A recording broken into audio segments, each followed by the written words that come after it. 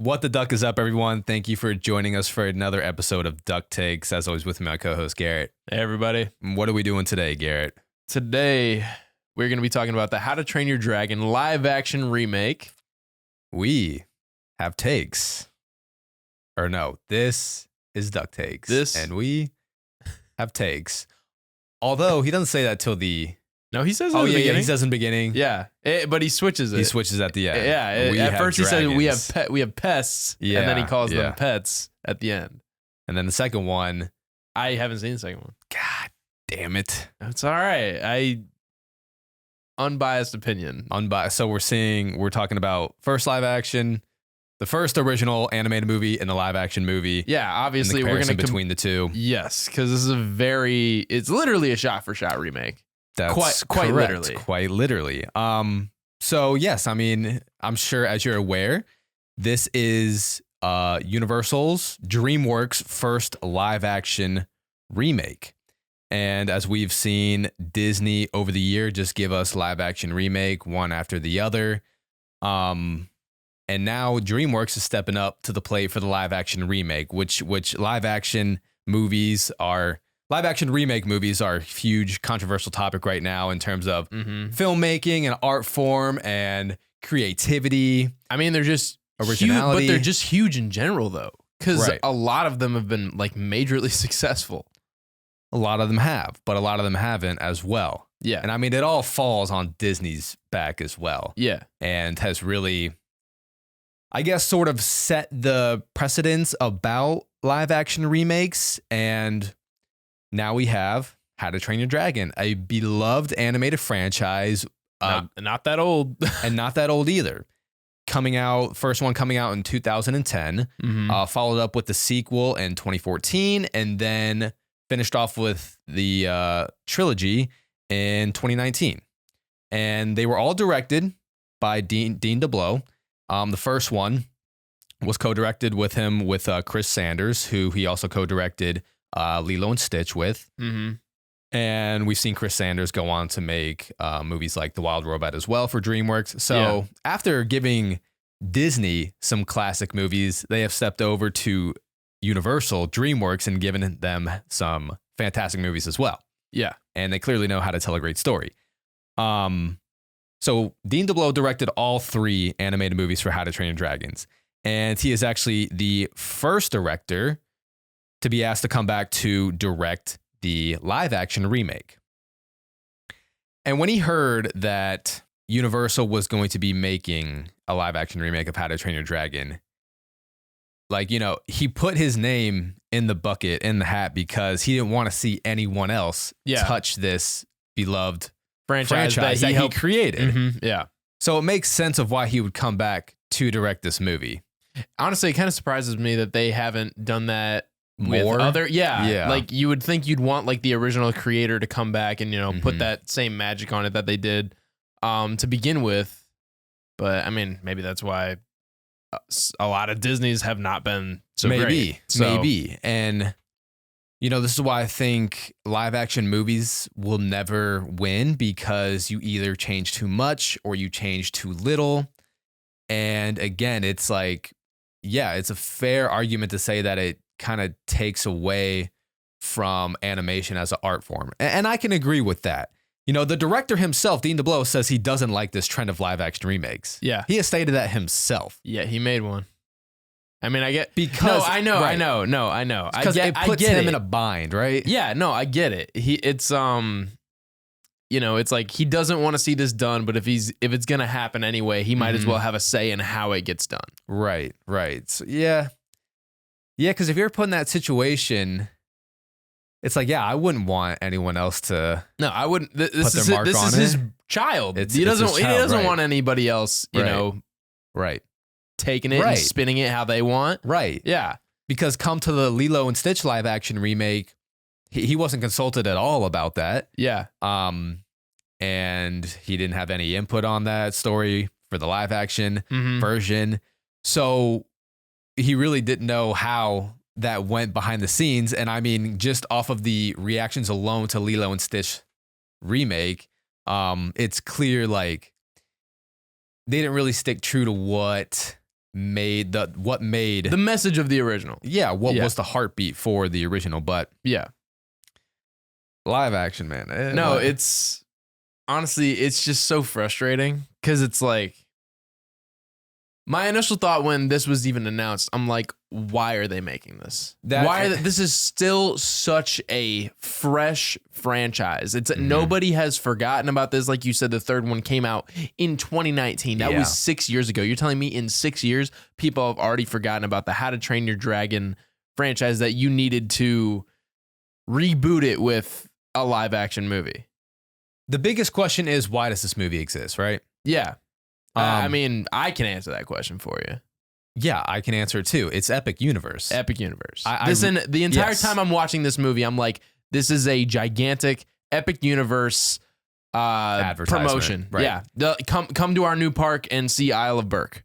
Which, it's a money move. It's definitely a cash grab. Like, there's no arguing that. Yeah. There's no arguing that. You know, Epic Universe just opened a month before this movie was released. And I mean, we've been there, and it's literally like stepping on the set of a movie. Yeah. It's really immersive. It's really fantastic. And it's 100% like the movie came out a month after Epic Universe opened up, maybe even less. Yeah. So there's no coincidence there. This felt so unnecessary though. I'm like, dude, you could have made like like a 10-minute video of some live action How to Train Your Dragon stuff and like maybe post it on YouTube and just made that look really good and be like experience the world at Epic Universe, and that could have essentially had the same impact as this movie. A whole remake felt totally unnecessary. Yes, it did feel unnecessary. Would you go as far to say that it's like anti-art though? Yeah. You would. I would. What's artistic about it? You took something that was already created and literally did an exact copy. It's like this entire movie was a cheap copy of the original. Like it was like, you know, I mean, I did find positives. So I mean, let's just get into what we liked about it and what we didn't. Well, hang on, I want to stay on this for a second. I mean, yeah, it is. At the end of the day, it is anti-art because it's literally, you took something that was already created, you redid everything pretty much exactly the same, but with live action characters, and they're still going to make a bunch of money off of it. And it's proven that it works. When you do it properly, even though like I don't think there is a proper way to do it, but clearly, if you stick to the original source material enough and you do a live action remake, it has been shown that it will make money for you. Right. And it only encourages these companies to keep doing it. So I'm like conflicted because, you know, these live action remakes are going to get made either way. So why not have the original creator of the franchise come back and do it? Like, I mean, I don't care about that. Right. That's not what makes it anti-art. To be honest, that the hiring of him just sounds like he just wanted to protect, you know, his own Jesus. He just wanted to protect his own artistic creativeness and didn't want to see it tampered with by anybody else. That's the only thing I see out of that hire. That's not creating anything new, obviously. Yeah. But do you think that would be fair to say too to all the, you know, wardrobe designer, production designer, set designers to bring this animated movie to life? And again, I'm not advocating for live action remakes because I mean, I think at this point there's definitely a fatigue of live action remakes, and I don't think we would be having this conversation if they weren't pumping them out as much as they are right now. This year alone, we've had 3 live action remakes with Snow White, Lilo and Stitch, and now How to Train Your Dragon. But no one was really saying as much when Disney was just giving us like a live action remake every few years. But now it seems to be the moneymaker. So now we're talking about it more. And I think the bigger issue here is dating back to the pandemic and streaming, because since then, people are a lot more selective when to go to the movie theaters. They will wait for streaming now. I think streaming and tech companies buying up IP franchises are really the bigger issues here. And we got to remember, at the end of the day, movie theaters needs to make money as well, or they're going to go down with the ship. Yeah. And I know this is like wishful thinking, but who's to say these studios won't use the profit from the live action remakes to fund more original stories? And again, that's wishful thinking. I think we've had this conversation before, but I mean, do you really trust them to do that?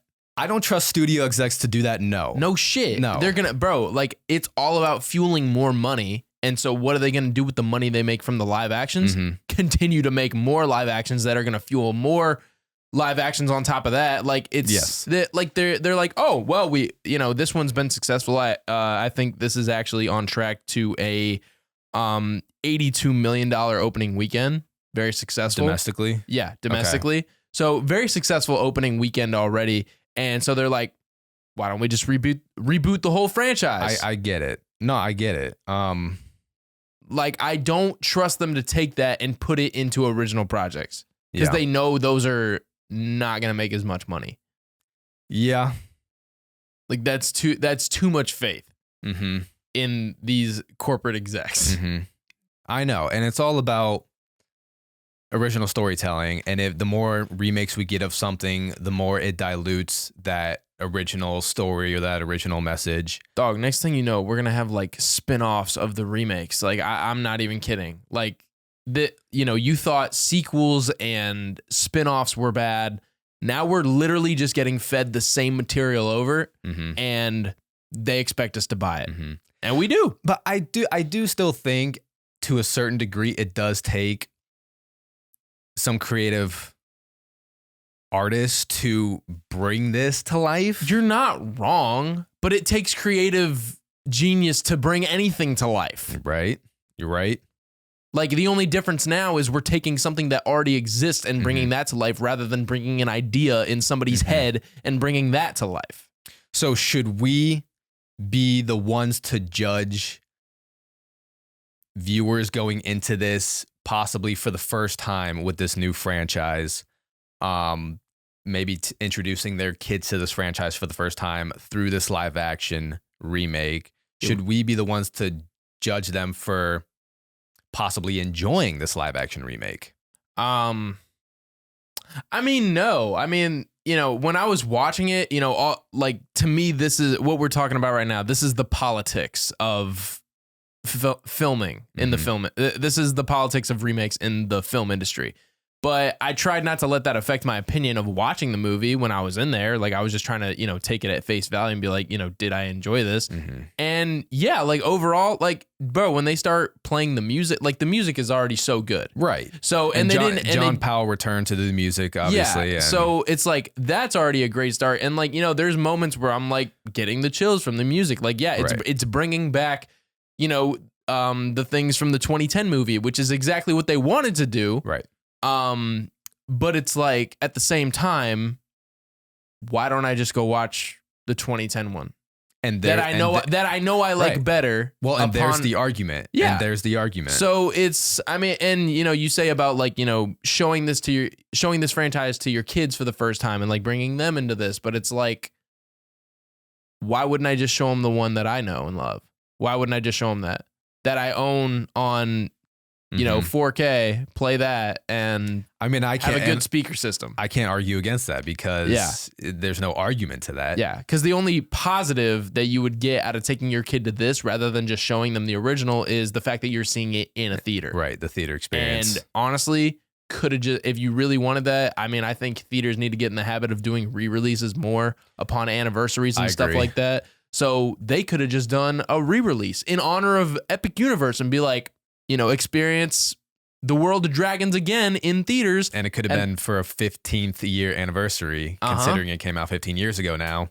Could have, so many different options you could have done rather than putting so much time and effort into making this live action. And I get that it provides jobs, like you were talking about, wardrobe and all that and everything else that goes into creating a movie. And I get that it's feeding families. It's feeding families. Yeah, sure. Like there are positives about doing this stuff, but at the same time, we could have put that same time and energy into creating an original project that maybe expanded on the animated universe more. Yeah, I don't know. But there's plenty of ways to give people jobs. And if they weren't going to put the time and money into this, it would have been something else. And perhaps that other thing would have been an original project that would have, done the same thing, feed families and give people jobs. No, it's tough to argue. Like, I really don't have any arguments for people saying everything that you're saying right now.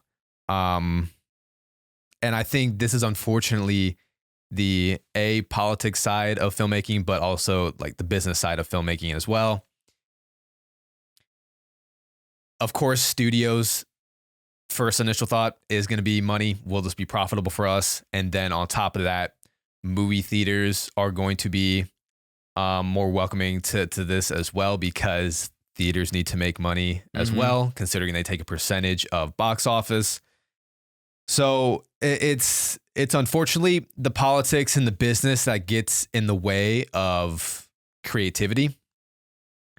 And I think it's become just more prominent than ever in filmmaking in this last decade, considering how many live action remakes and sequels we get these days. But again, I think it all is a problem that stems to these major companies like Disney owning everything now, and like Apple coming in and buying up, franchises or IPs and wanting people to stream their projects, along with Amazon Prime, like for instance, them now buying James Bond IP and then buying up other stuff. And it's streaming is really, I think, what is hurting everything the most in terms of creativity. But the movie itself, like, of course it was going to be good because it is the same exact movie. Yeah, it's literally, like I said, shot for shot. Right.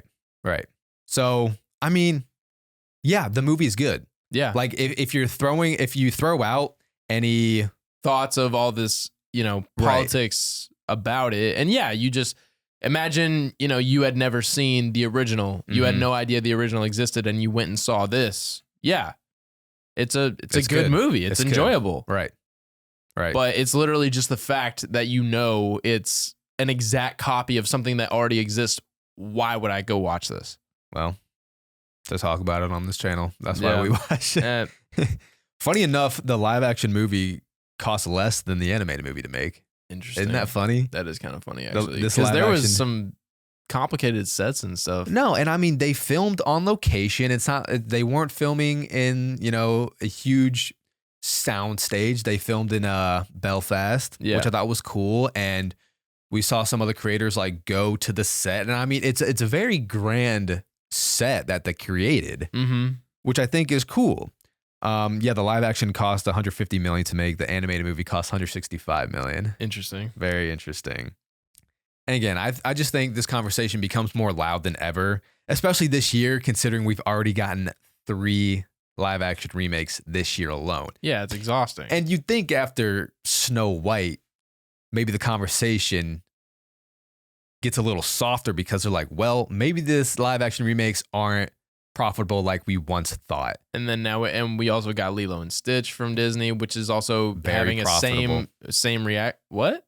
No, very profitable. Well, I know it's it is profitable, but the reactions have been essentially the same. Right. That we got to Snow White. Right. Which is interesting. I'm curious why Lilo and Stitch is being so profitable right now, even though it's been getting Stitch. I get it, but bro, because it's Stitch, bro. It's been getting shat on. It has, but it's Stitch. I mean, it's been getting shat on by the critics, but not so much the audience, because it's a lot of families taking their kids to see the movie and their kids are really enjoying it. And not to mention, Stitch merchandise makes Disney billions of dollars a year. So it's no wonder why this movie is making money. That's no question to me. It bothers the shit out of me so much when Disney just does stuff so they can sell shit. It seriously bugs me so much. One thing I always go back to. You're a finance major. Is that not smart though? I mean, smart, sure. I mean, come on. Smart, sure. Lazy, yes. And so Star Wars originally starts. Do you really not expect that they were going to start making merchandise off of Star Wars? Well, not just that. I don't know. Like they're specifically going out of their way. Like, with one thing that pisses me off that I always go back to is Mandalorian season 3. Bringing Grogu back and all that. Specifically for the merchandise sales. Just so we can have Grogu back on screen. It's like, no, that whole journey was completed with season 2. And I think Mandalorian could have ended as season 2. It could have. It could have. And you brought him back in fucking Boba Fett. Yeah. Yeah. You had that whole reunited scene in Book of Boba Fett. Yeah. So if you came back and watched season 3 of a show that you thought you were up to date with, you're like, wait. Yeah. There's like a line between creativity and business, and it's like, how do you... Okay, but here's the thing though, is like, I feel like that line doesn't really exist because most of the time, if you just have an original story with great storytelling, then the money will come. Yeah, right. It's like people recognize quality work when they see it.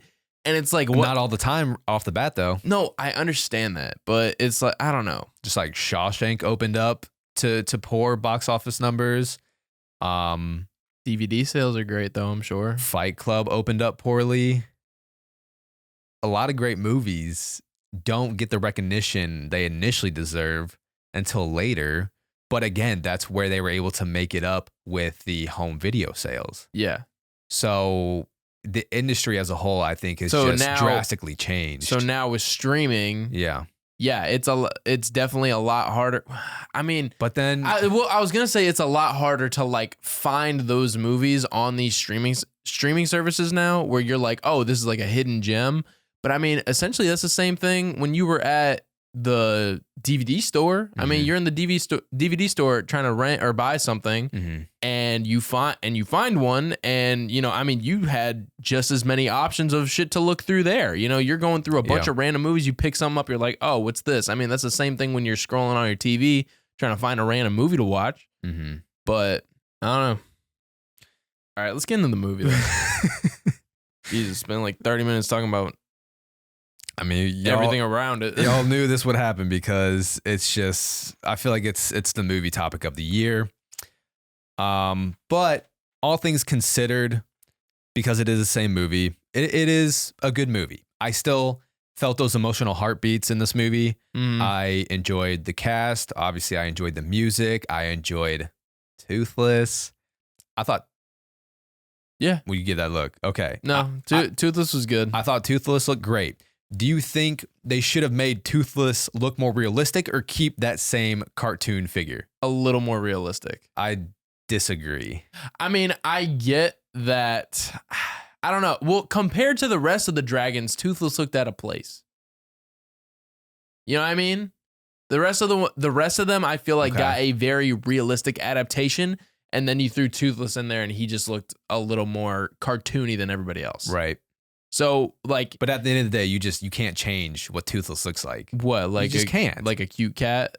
Yeah, and I mean, because that is like that's Toothless, bro. The look that you're trying to get. It's the look, and I mean, I know I'm going to the business side of things again as well, but it's like, dude, if you change up the way Toothless looks, and then you got to change up merchandise for the live action, it's like that's not gonna work. That's not gonna work. I feel like they could have gone slightly more realistic. I'm happy with, because I mean, he's become so iconic. He looks so cute. You can't change him. You can't. But for the live action cast, so we had Mason Thames as Hiccup, Nico Parker as Astrid, Gerard Butler returning as Stoic. Yeah, that was actually, I was glad to see that he got cast as Stoic. I was too actually. Nick Frost as Gobber. And then we have our gang with Fish Legs, Snotlout, Rough Nut, Tough Nut. What did you like about the live action remake? So I thought the design of the dragons was very good. I thought they did a good job of bringing those to life. Only thing that I thought was better than the original was the scenes with Stoic the Vast, honestly. With him and Hiccup specifically? Yes. I thought I can agree with that. I thought that was like the one thing that they did better. Simply because off of like the fact that we see, his like human emotions in the in a live action Gerard setting. Butler's. Yeah. So I feel like the fact that we are able to see like his genuine reactions on screen added to the emotions a little bit, especially like towards the end of the movie where. But I don't want people to get the wrong idea that with saying that you're kind of taking away from animation emotions as well. No, I get that, but I mean, there's something about like a human face that you can never really 100% replicate. You know what I mean? Yeah. I mean, like animation is awesome, and you still feel those emotions, but I don't know. It felt a little bit more raw, so to speak, with the live action. I was really happy that they brought Gerard Butler back, and I can agree with what you're saying about him and Stoich's relationship. And as you watch the animated franchise as well, you come to realize that Stoic is actually the glue to this franchise. I love his character. Okay. I haven't seen 2 or 3, so. He's the glue to this franchise. Interesting. Yeah. No, I love Stoic. He's a great character. Yeah, but set design was really good. Music was really good. I mean, it's not like they had to change much from the original. Right. Costume design was good.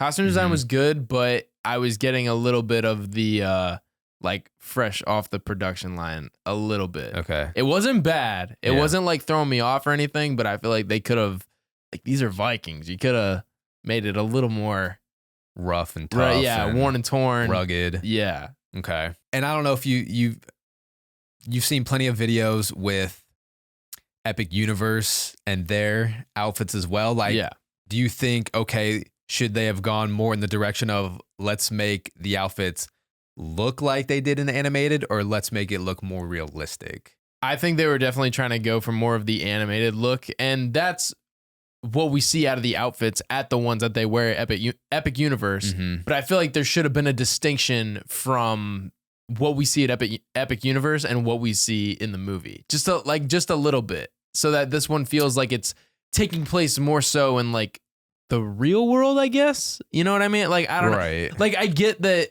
this is a completely fictional universe, but it's like, it's a live action, so it needs to feel like these are like real people. And that's like kind of where my problems begin with this, is like, it's a live action, but it feels like an animated movie still. And it was just like, I don't know, it was a weird feeling. Let's see. Maybe like okay, so here's where I'm going with this. So the cartoonish behavior from our characters was kind of getting on my nerves. Like, you could see it wasn't believable when Hiccup would be like clumsy and trip and fall or something like that. Mm-hmm. Like, I just saw the way he walked. It looked like he completely intentionally slipped and fell or something like that, because he was very goofy in the original movie. Mm-hmm. And that's what they were trying to do here. But I was like, I don't buy it. It's just some characteristics that I think you can never fully replicate from an. Those are the characteristics you can't replicate from an animated movie. And that's what adds the whimsiness. And that's what adds charm to an animated movie versus it just looks weird in live action. Right. So that was one of my biggest problems. Like, and that's what I saw with from the gang. Like Snotlout, I couldn't totally buy his performance. Honestly, a lot of the gang, I couldn't totally buy their performance. It just felt like they were trying too hard to be that animated character, and it didn't feel real. And the only Astrid was the best. Yes, easily the best. I'm thinking of Rough Nut and Tough Nut. That too. Yeah. No, so I actually have my ranked gang. I don't want to say gang members, but I do have the members of the Hiccups gang ranked here. I do have Rough Nut at 5, Tough Nut at 4. Those were my least favorite adaptations from the original movie. At 3, I do have Snotlout. Number 2, Fish Legs, and number 1, Astrid. Yeah, of course, Astrid would be number 1. I thought Nico Parker was really good as Astrid, and that was a huge controversy when she got cast. I mean, because she's I think a quarter black. Not fair skinned like her like her animated counterpart. But you know what's funny about that? You know who voices the Astrid in the original movies? No. America Ferrera. Oh, I actually had no idea. Yeah. So they did a little flip flop there, eh? Yeah. So it's like, what are we complaining about?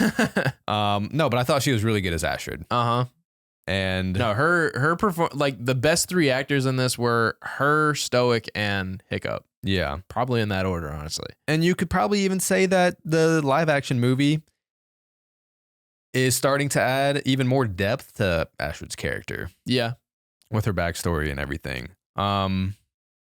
Mason, he's almost too good looking to be Hiccup. A little bit, yeah. And I don't know. And, there were certain moments with his performance as well. It just felt like too much trying to be like the animated movie. Like his, trying to mimic the mannerisms and everything of Hiccup. And I get that's what you want, but it just doesn't look real enough to me. And it's like, I don't know, maybe, I don't know if anybody would be able to pull this off where it looked like very natural and buyable, but I wasn't totally buying it with him. What about the actor at Epic? He does a really good job. I know. Like they could have cast that guy. That guy? That guy?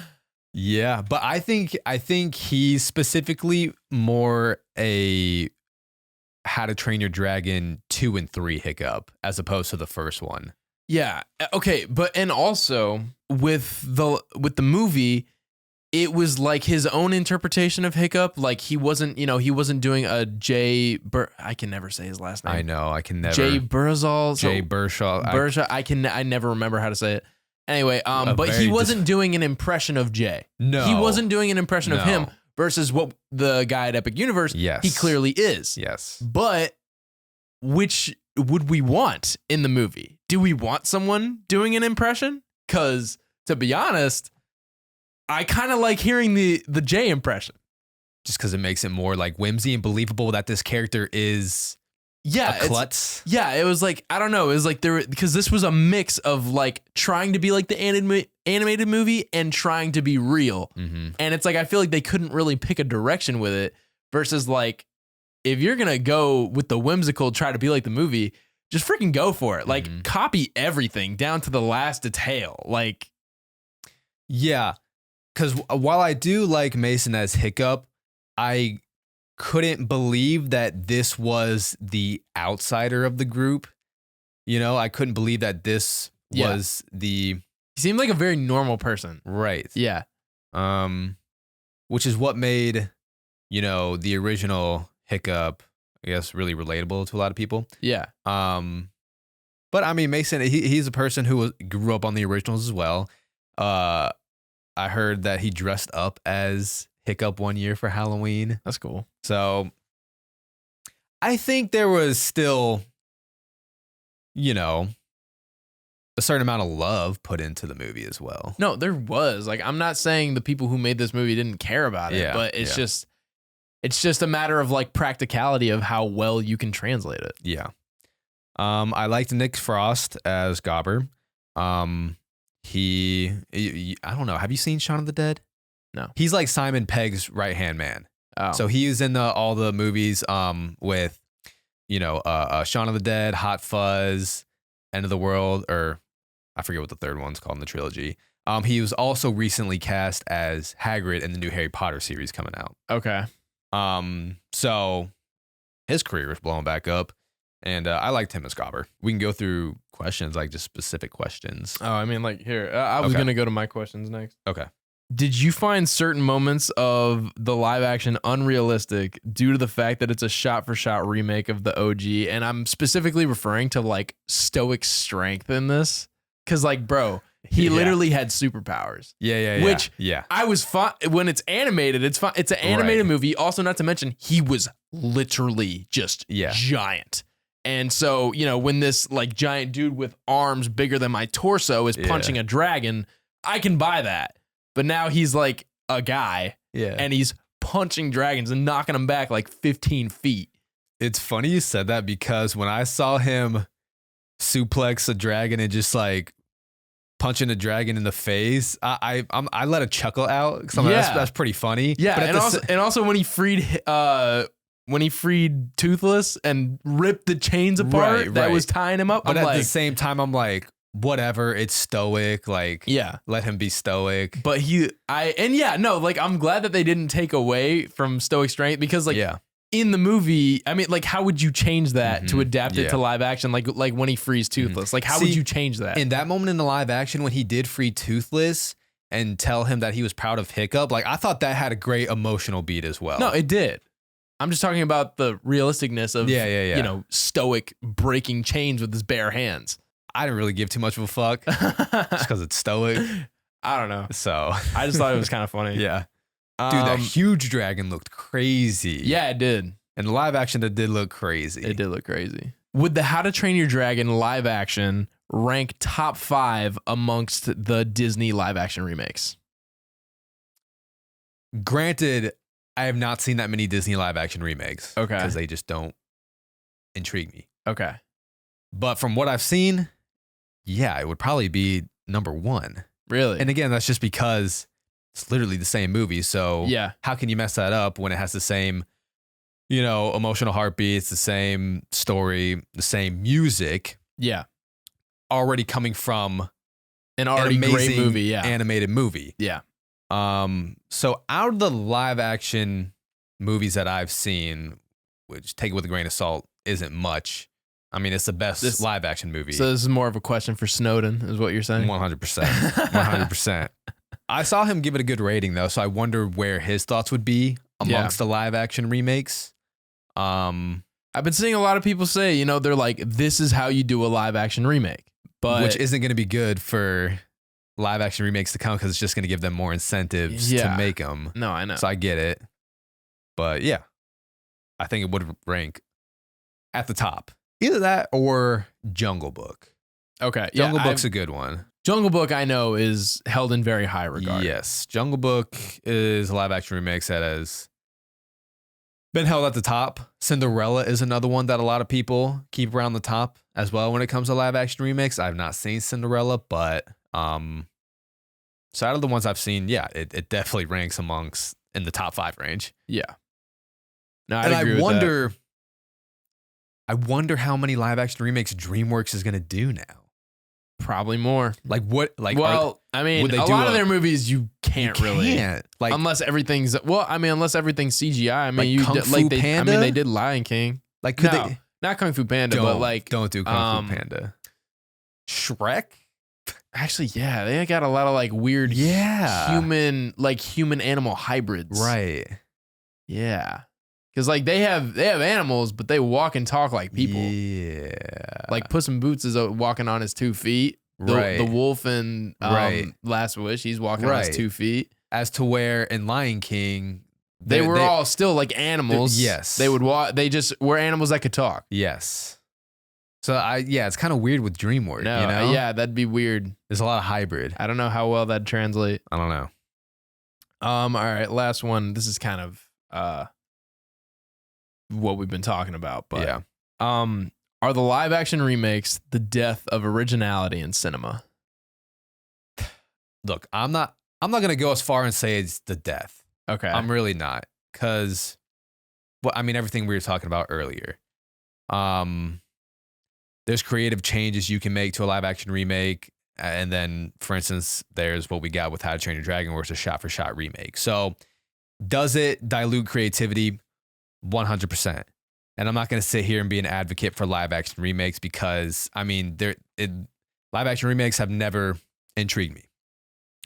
And like I said earlier, I think this question is growing louder and louder just because of how many live action remakes we've gotten just within the last 5 years, considering this year alone with Snow White, Lilo and Stitch, and How to Train Your Dragon. I'm not going to say it's the death of it, and there's a lot of wishful thinking when it comes to these live action remakes profiting and using that profit that the studios make to fund more original stories. That's wishful thinking, I know. But I don't know. At the end of the day, like, these artists still have to bring these live action remakes to life. You know, they're still artists when it comes to the set design, wardrobe, and again, it's providing, you know, jobs. That has nothing to do with the originality part of my question. You're right. You're right. Everything you've just described of people bringing this to life is none of it's original. It's all based on something. A direct copy of something. Yeah. That already exists. Yeah. I wouldn't say it's the death, though, of it.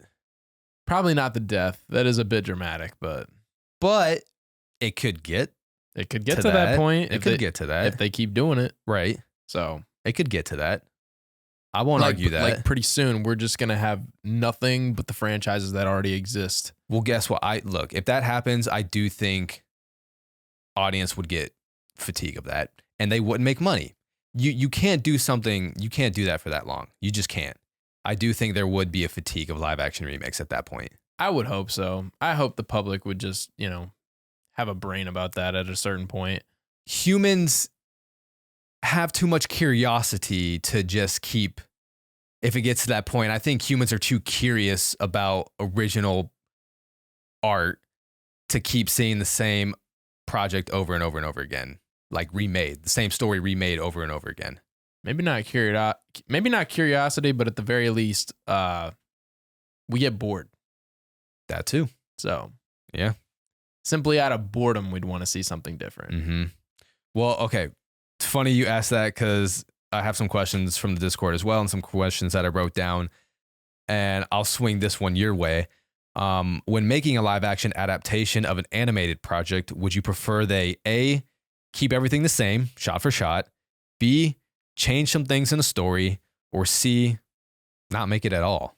So when you say change things about the story, that's a very broad way to put that because it depends on what you change about the story. Because if you change something that like affects the story at its core, yeah, don't do it. Don't do it. That's just gonna ruin it. But expanding on certain characters and adding to certain things that we hadn't seen before from the original, okay, I can understand that. Just as long as it sticks with like the main theme of the movie and it doesn't change anything like at its core.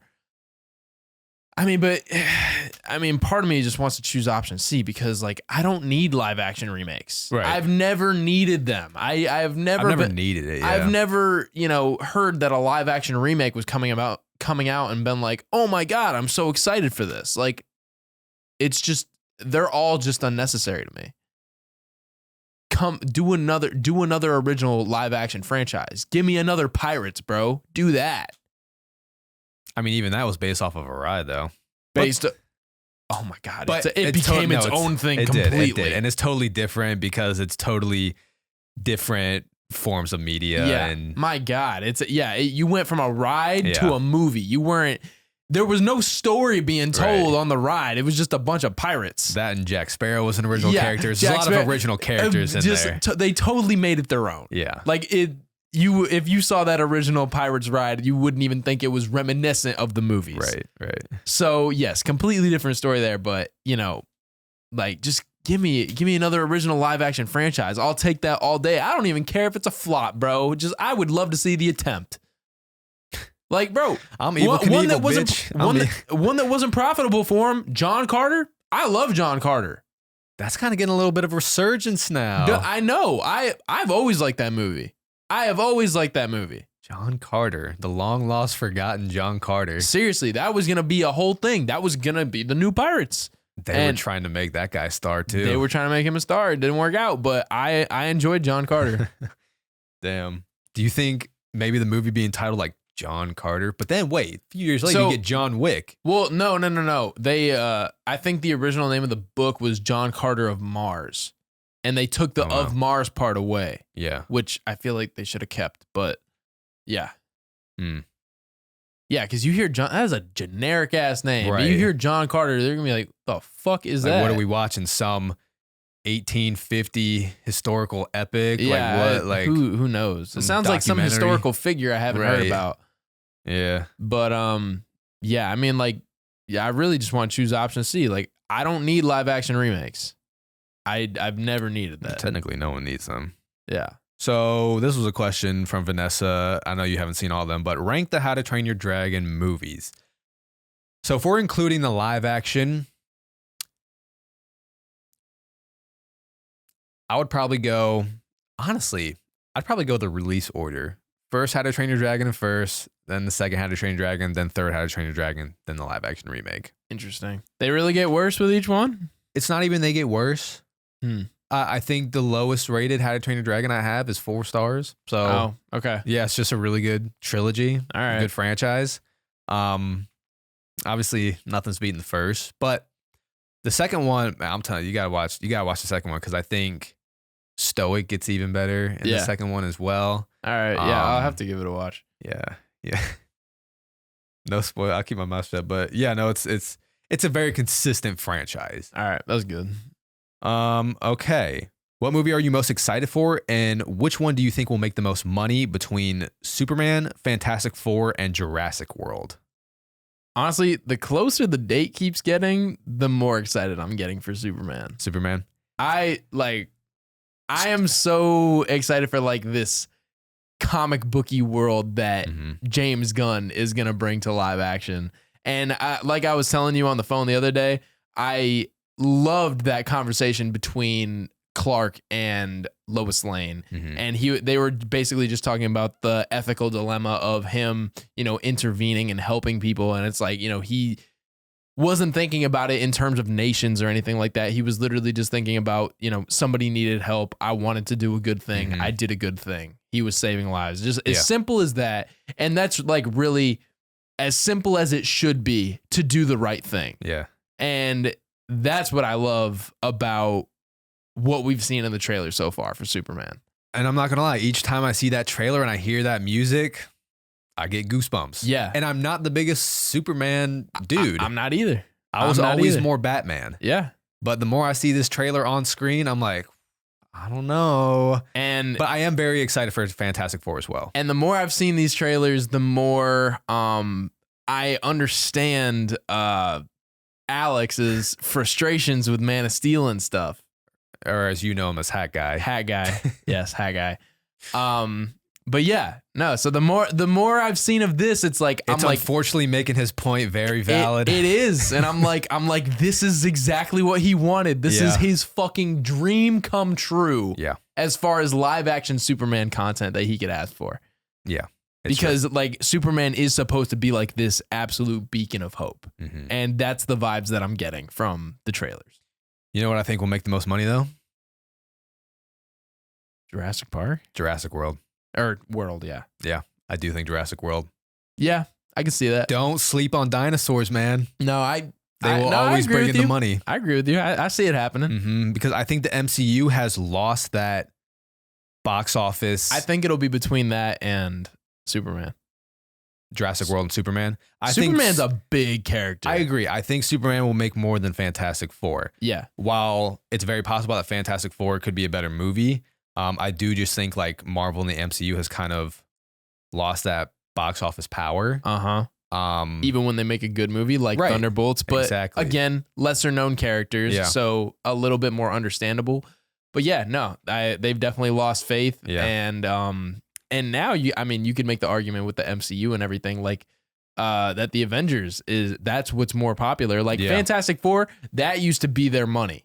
That it was that Spider-Man, Wolverine, like those were their big characters. Hulk, like those were their big comics, and I feel like in recent years they've kind of been forgotten just with the whole Avengers that we've gotten. Don't sleep on dinosaurs, man. Because even as bad as the last few Jurassic Worlds have been, every single Jurassic World movie has made over $1 billion. Oh, even Jurassic World Dominion made like 1.2, 1.3 billion. No, I think it's still got the box office.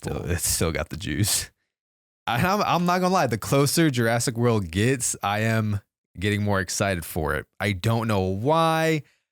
I just kind of have this gut feeling that this could be the best Jurassic Park World movie since the original trilogy. Even though Jurassic World I think was good. Yeah. I thought you were going to say the original Jurassic World because that was a good movie. The first Jurassic World movie was good. Yeah. It was good. And then the second two I did not enjoy. No. I feel like I've seen the second one in the Jurassic World franchise. Yeah. I think I saw the second one like once and then I didn't even see Dominion. You didn't see Dominion? Didn't see Dominion. You know what I remember about Dominion? What? I had the shits during that movie. So did Summer. Why, bro? Because we went to Cowfish before, and we had this dish. It was like the yellowtail fish dish. Or Like there's the raw. I know there's like yellowfin tuna. It's like yes, that's it, and it's a raw dish. Very good. Yeah, and it had fresh jalapenos on it. Ooh, very good dish. Maybe it was the jalapenos that did you in. I don't know, man, but we had the shits during that movie, and it kind of just encompasses the movie as a whole. Kind of encompass Jurassic World Dominion as a whole. Just a shit show. We went and saw. I think that's one of the few movies that I've gone to see a movie in City Walk in. It's kind of cool seeing a movie in that AMC. Yeah. And shout out to our Patreon member Matt from Regal. Yeah. But he's over at Universal now. Yeah. He was in the same theater as awesome. Me. So we met up and chatted afterwards.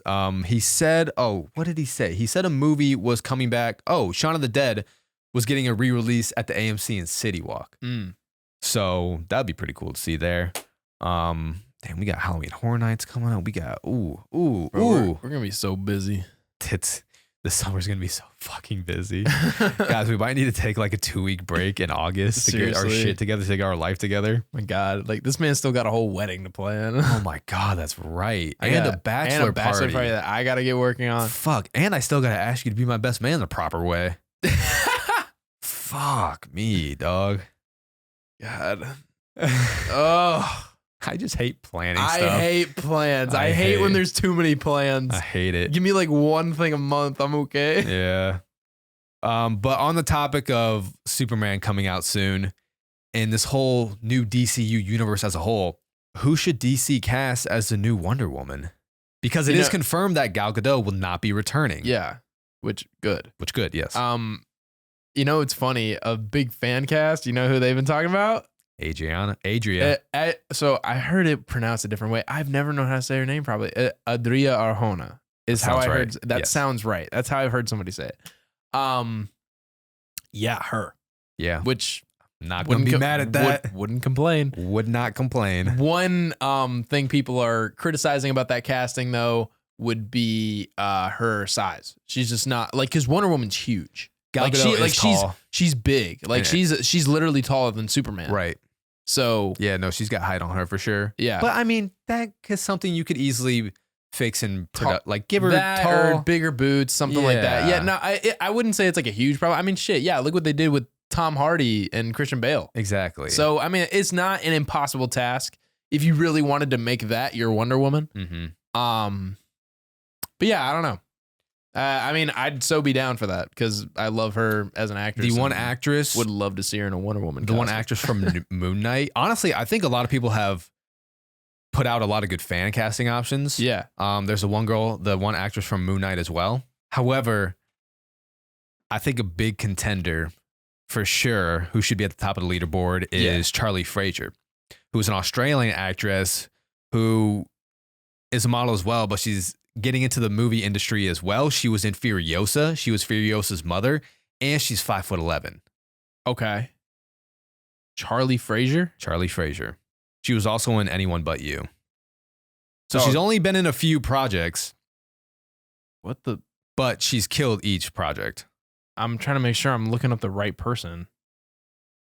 Did it just Charlie? How you spell it? Charlie right what? Charlie CHARLEE. LEE. Yeah. Fraser. Mm-hmm. FRASER. Charlie Fraser. Here we go. Oh yeah. Okay. I like that. I like that option a lot, actually. I do too. I think that'd be a great cast. Okay. She was great in Furiosa. Hell yeah. And she really was able, even in Furiosa, she showed us that she could be a badass. Yeah. No, I like that a lot, actually. So hell yeah. Honestly, that would be my first option. I agree. Yeah. Like I love my girl Adria, but Adria, God, dude, until I figure this out, I'm gonna be so pissed. I need to hear somebody say it. But yeah, I love her, but I think that's the better option. I think that's a good option. Adria Arjona. Adria Arjona. I think it's more like Adria. Adria. No, Blake, more emphasis on the A. Adria. Adria. Yeah. Adria Arjona. Adria Arjona. All right. Adria Arjona. I will not mispronounce your name again. I love you too much to do that. Here's a question I just thought of since we're on the topic of James Gunn, new DC universe. Would you be for or against Robert Pattinson's Batman joining James Gunn's DCU? Age-wise, I feel like it could work. But it's a I mean, you could say, like, I was about to say it's like a totally different world, but it's but is not. That kind of the point of Batman and Superman? It's Gotham, is what it is. No, that's the difference between Metropolis and Gotham, is what it is. Yeah. So I feel like, I mean, I'm not saying it couldn't work, but I just wouldn't want it to get too messy. Yes, I wouldn't want it to mess up this Batman trilogy that we're going to get. Yeah, we'll be fucking 80 before we get it. Yeah, I know. But nah, like, you know, what we've seen with the Penguin and the Batman, like, it's off to an amazing start. And I just wouldn't want it to get messy with trying to make it work. Right. With a whole universe. Yeah, and like trying to rush it with how they rush the DCEU. Yeah, they're gonna be demanded more because they want to make sequels and everything and want him. Yeah, I wouldn't want to see it mess up what they're doing. And I mean, Robert Pattinson is already 40 years old. Dude, he does not look But thank God, he does not look like it. No. He's got that vampire blood in him. That's crazy. Yeah, bro. Dude. If I'm not mistaken, he's either currently 40 or like turning 40 this year. Dude, he looks like he could pass for like late 20s, early 30s. Yeah. That's crazy. Yeah. I know. That is crazy. He's got that vampire blood. Dude, he does. Twilight did something to him. Yeah, I don't know how I would feel about it because I was really excited about the two different universes and how they each had a very different feel. But I guess you could make the argument like it's kind of Batman and Superman to begin with. Like it's two totally different. Yeah, but also like it seems sloppy because I feel like this is what they did, or this is the kind of mistakes that they were doing with the DCEU. Exactly. It's like, bro, James Gunn has his vision. Exactly. He's started fresh with everything. Why are we going to bring something that already exists into his universe? It's like, nah, just do everything fresh. Don't combat the visions between the two different creative minds. Stop trying to make it work. Just let James Gunn do his thing. Let Matt Reeves do his thing. Because like, wait, I said that right? Yeah. All right. But then you have two Batmans at the same time, and like, would that be weird? Because I don't think so. I think of looking at it like two different Batman stories. You got different comic line. You got different comic book stories going on. I don't know. I don't know. Honestly, now that I'm thinking about it more, how is that going to work? We've never had two Batmans happening simultaneously at the same time with live action. We've never had two of anything happening at the same time like that. Yeah. So how would that work? I don't know. I mean, I just think it'd be, I don't know. Like, say we have, I'm fan casting right now. Alan Richardson's him as Batman and Robert Pattinson as Batman. Dude, but why? I'm not even complaining. No. Because now we get two different portrayals of Batman and they both would be sick. Alan Richardson's a fucking unit. Dude, he's such a unit. He's a unit. His fit would be perfect for Batman. I'm down. Like, I don't care if we have two Batmans. Like, any person who actually cares about this comic book stuff would know the difference. Yeah. Plus, with comic reiterations, like I'm sure there's multiple Batmans going on simultaneously. Yeah, no, that's what I was saying. I'm there's multiple comic book stories going on at the same time. Who gives a shit? Right. We'll see where it goes. All right. Well, I think that pretty much sums up this episode. All in all, obviously How to Train Your Dragon is a good movie because it's the same exact movie as the animated. It's just, it gets taken away from the fact that it is a shot-for-shot remake of something that already exists. Right. But thankfully, I mean, at least the same director and writer and creator of this beloved franchise came back to do it because while it is, you could say, diluting the original story, at least the core elements of the animated movies are there in this live action remake. Yeah. I think Toothless looks great. I think the cast was great. I think Gerard Butler coming back as Stoic was great. That was probably the best decision they made. Yeah. Was bringing him. He almost didn't either. Wow. I was listening. Funny enough, I've been listening to Straw Hat Goofy's podcast recently, Get Wrecked, because he's been having conversations with these directors, and honestly, they've been great conversations. And he had an interview. He did a interview with Dean DeBlow, who directed the original and this live action one, and they had their episode.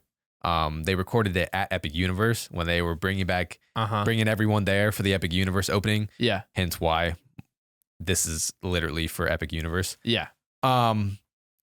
But he said Gerard Butler almost did not come back as Stoic, and he didn't even know about the live action remake happening. So they were dwindling down to who they were going to cast as Stoic in 2023, and then the actor strike happened. Oh. And then as time passed on, he sent a text to Gerard Butler just notifying him like, hey, just to let you know, like, I tried as hard as I could, but it seems like you just weren't available for this live action remake. And Gerard Butler texted back immediately saying, what are you talking about? And he was like, well, we're doing this live action remake that starts shooting in a few months. And it just seems like you were unavailable. And he's like, when are you shooting? Like, I'm there. Like, I'm there. I'm so happy he was all about it. So I'm very glad Gerard Butler came back for this. Yeah, bro, it sounds like just let Dean DeBlow take care of everything. Exactly. Exactly. Seems like the best things about it came from him. So again, this dwindles down to the debate of should they even be remaking live action remakes? Should this movie exist? Should this movie exist? My answer is probably not. Probably not. But again, I'm not gonna judge you if you did enjoy this live action remake either. Yeah, no, and like I said, I did enjoy it. Yeah. I mean, it's an enjoyable movie. Yeah. All right. Well, it's going to be a busy summer. Yeah. What do we have next? We have 28 Years Later next, which I'm really excited for that. I just rewatched 28 Days Later. Fuck me, what a phenomenal film that is. I hadn't rewatched it in a few years, and I definitely like it even more on a rewatch. It's just like, it's terrifying in every way imaginable. The way it was shot just creates this aesthetic and atmosphere that like can't be replicated. Yeah. So if Danny Boyle can capture a fraction of that magic, I think we are in for something special with 28 Years Later. And considering like what they're bringing in innovation with how they film this with the iPhone rigs and everything. And if you don't know, this whole movie was filmed on iPhone 15 Pros. But there's a bunch of camera rigs to, make it very cinematic and everything. But yeah, because the first one was very innovative in the way they filmed it as well. The scenes that they filmed in London were shot on a camcorder. So it just has this very old, like you're there with them video kind of feel. Yeah. And it's like a very suffocating feeling, but you notice the camera quality between the first half of the movie and the second half of the movie. You gotta watch it, bro. I'll watch it. I know. I mean, I'm gonna have to regardless to see 28 years. So, and from what I've heard, we're in for something special between what Alex Coleman has been texting me, what I've heard. Fuck you, Alex, but also thank you because you gave me my most viral tweet so far. I'm not huge on tweeting. I'm always on Twitter, but I don't tweet that much. Yeah. He tweeted that he was watching 28 Years Later. And then he quoted that tweet saying, I wish I could hop on here to praise the gospel, but there's unfortunately an embargo, so we can't talk about it. Yeah. And I replied to him in the tweets and I was like, look at me. I'm Alex Coleman. I can see new movies before everyone else. And I also put up the picture of the guy who's really the meme of the guy that's really angry, but he has a happy mask on his face. Yeah. And Alex's tweet blew up. I think it's at like almost 9K likes. And my reply got almost 800 likes. Like I said, I don't tweet often, but that was my most viral tweet. So fuck you, Alex, but thank you as well. No, we love Alex Coleman. And then the week after that, Formula One, baby. I'm amped to see that. That's gonna be so good. I'm juiced up. Whoa. Speaking of Formula One, yeah. Have you seen Apple's first ever haptic trailer? No, I have not seen it yet, but I know it like vibrates. Yes, You can I've heard about it. feel Yeah. the trailer in your phone. Yeah. No, I need to watch The very that. first of its kind, very innovative when it comes to the trailer. One of the coolest trailers I have seen. Like you feel every little tick and vibration with the cars and everything. That's cool. Such a wicked trailer. If you haven't, like, I'm not huge on suggesting trailers because I'm all for going into a movie without seeing too many trailers, but I'm all for watching that trailer because like it is so cool how you could feel the engine roar and all the like the gear changes, the crew working on it. Bro, we gotta watch that in IMAX. Oh, I already bought tickets. I'm seeing it in IMAX at Point, not the one over here. I want to see it on that big fucking big screen at Point. All right. I'm actually really amped up for Formula One. Okay. I mean, bro, I think I'm learning. I just like love racing movies. Yeah. Like legit racing movies, which is just funny because I haven't seen the Fast and Furious franchise. That doesn't count. Fuck that. Yeah, that's not real. That's not real. That's not real. That's Bro, not real racing. like, It was like, real racing. Yeah, but like Ford versus Ferrari, Yeah. fucking love that movie. Not to mention it's the same director as Top Gun Maverick. So, Damn. yeah. All right, we in for something good then with that one. Yep. Brad Pitt, baby. Mm-hmm. What's his name? Yeah, no, I know. Idris. He's from Snowfall. He's from Snowfall. Yeah. Yes. Which he could be the next Black Panther too. I would love that. Yeah. I would love him as Black Panther. The week after that, we have Jurassic World. Week after that, we have Superman. Then we get a break. Yeah, then we're on vacation. But when we come back, we got Fantastic Four. So it's going to be a busy summer. I mean, looking forward to talking about all of these movies. Honestly, I think 2025 is like turning out to be a better year than I thought originally it would be. Yeah, right? So it's going to be a great summer. And you'll be seeing a lot of us, whether you would like to or not. But as always, if you made it this far, make sure to give us a rating and review wherever you're listening to on Apple, Spotify. Make sure to check out our Patreon for bonus episodes. We are also going to be hosting Kahoot trivia nights for anyone who is a member of the Patreon, free or paid.